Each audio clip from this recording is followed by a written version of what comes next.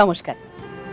কি মজা বলো তো, বিকেল 4টে যেই বাজলো আমি চলে এলাম তোমাদের সঙ্গে আড্ডা দিতে, প্রথম আর আসরে। কেমন আছো তোমরা? নিশ্চয়ই খুব ভালো, তাই তো? জানো, আজ আমি খুব এক্সাইটেড। আজ এখান থেকে বেরিয়েই সোজা আমি যাব আমার পুরনো বন্ধুদের সঙ্গে আড্ডা মারতে। আর বেশি কথা না বাড়িয়ে চলে যাই রান্নাঘরের খোঁজে, দেখি সেখানে কে কি রান্না করছে। প্রচন্ড গরমে গড়গড়ে খাবার একদমই খেতে ভালো লাগে না, বরং মন একটু ঠান্ডা ঠান্ডা খাবারের দিকেই বেশি আকৃষ্ট।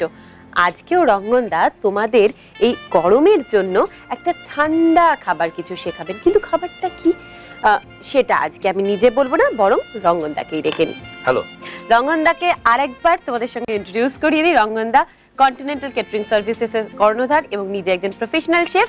আজকে শেখাবে ঠান্ডা কিছু একটা খাবার, গরমের দাওয়াই করে দেখাবো। সেটা হচ্ছে যে বেক করতে যা যা ইনগ্রেডিয়েন্টস লাগে, সেটা হচ্ছে ডুমো করে কাটা বেগুন, কারি পাতা, বিট নুন, কালো সর্ষে, নুন, চিনি, সাদা তেল, আর মেন ইনগ্রেডিয়েন্টস হচ্ছে টক দই। হ্যাঁ, প্রথমে যেটা করব সেটা হচ্ছে একটা মিক্সিং বোল নিয়ে নেবো। এই মিক্সিং বোলের মধ্যে টক দইটা দিয়ে দেবো পুরো।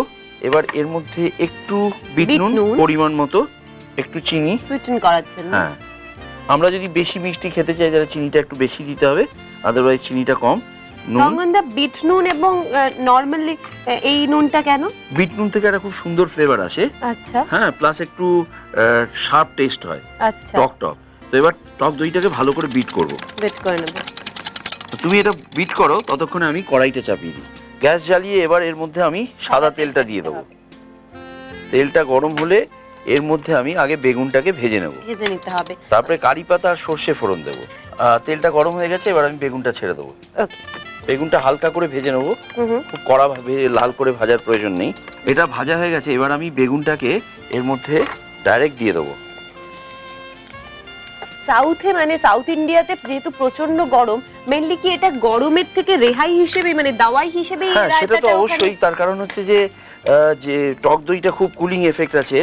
এবার আমি সর্ষে ফোড়ন দিয়ে দেবো এই তেলে। সর্ষের সিডস গুলো যে ক্র্যাকেল করতে শুরু করবে, তখন আমি এর মধ্যে কয়েকটা কারি পাতা দিয়ে দেবো। কারি পাতাটা ফুটতে শুরু করেছে, এই ফোড়নটাকে আমি টক দইয়ের মধ্যে দিয়ে দেবো। ও, এইবার এটাকে এর মধ্যে দিয়ে এটাকে ভালো করে মিক্স করে দিতে হবে। ভালো করে এটা মিক্স করে দিতে হবে। এটাকে একটু গার্নিশ করে দেবো বিট নুন দিয়ে। আমাদের বেগুনের রায়তা রেডি। ব্রিঞ্জল রায়তা। উপকরণ: বেগুন ছোট করে কাটা, কারি পাতা, টক দই, গোটা কালো সর্ষে, বিট নুন, চিনি, নুন, সাদা তেল। প্রণালী: প্রথমে একটি বড় পাত্র নিয়ে তার মধ্যে টক দই, বিট নুন, চিনি, নুন একসঙ্গে মিশিয়ে হুইপের সাহায্যে দইটা ফেটিয়ে নিন। অন্যদিকে গ্যাসে কড়াই বসিয়ে সাদা তেল দিয়ে গরম করে নিন। গরম তেলের মধ্যে ছোট করে কাটা বেগুনের টুকরোগুলো দিয়ে হালকা করে ভেজে নিন। ভাজা হলে বেগুনের টুকরোগুলো ফ্যাটানো টক দইয়ের মধ্যে দিয়ে দিন। ওই তেলেই কারি পাতা ও গোটা সর্ষে দিয়ে নেড়ে সামান্য ভেজে ফ্যাটানো টক দইয়ের মধ্যে মেশান। ভালো করে মেশানো হলে সার্ভিং বোলে ঢেলে বিট নুন দিয়ে সাজিয়ে পরিবেশন করুন ব্রিঞ্জল রায়তা। ঠান্ডা করে পরিবেশন করলে আরো ভালো। Thank you so much রঙ্গনদা।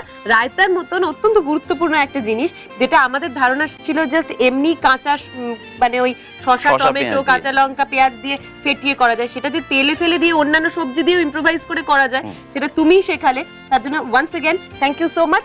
তোমাকে দেবো ইটিভির তরফ থেকে এবং প্রথমের রান্নাঘরের তরফ থেকে একটা সুন্দর কফি মাগ। Thank you. এবং যে কথা বলছিলাম যে এবার তোমরা নতুন নতুন সবজি দিয়ে নতুন ভাবে রায়তা ইম্প্রোভাইজ করো এবং সেগুলো শেয়ার করো প্রথমার সঙ্গে। তাদের মধ্যে থেকে সেরা রেসিপিটা অবশ্যই তোমরা প্রথমার রান্নাঘরে এসে আর সমস্ত প্রথমাদের সঙ্গেও শেয়ার করতে পারবে। সো চিঠি লেখা কোনোভাবেই যেন বন্ধ না হয়।